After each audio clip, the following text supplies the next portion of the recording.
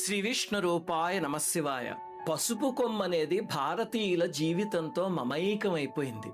తాళి లేదనుకోండి, ఎవరికైనా పసుపు కొమ్మ కట్టేసుకుంటారు, మొహానికి పసుపే రాసుకుంటారు. ఎలా వచ్చిందండి పసుపుకి ఇంత విశిష్టత?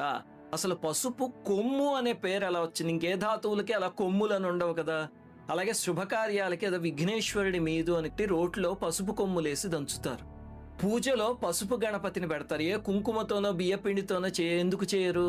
ఏమిటి విఘ్నేశ్వరుడికి పసుపుకి సంబంధం? ఇవన్నీ తెలియాలి అంటే పురాణాల్లో ఒక అద్భుతమైన కథ ఉంది, తెలియాలి. ఏమిటంటే పరమేశ్వరుడు త్రిపురాసుర సంహారం చేశాడు కదా.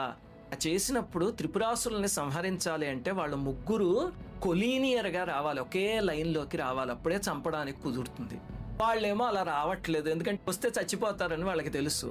వెంటనే పరమేశ్వరుడు నందికి అనుజ్ఞ ఇచ్చేసరికి నందీశ్వరుడు ఏం చేశాడంటే ఒక భీకరమైన ఆకారం తీసుకున్నాడు, పెద్ద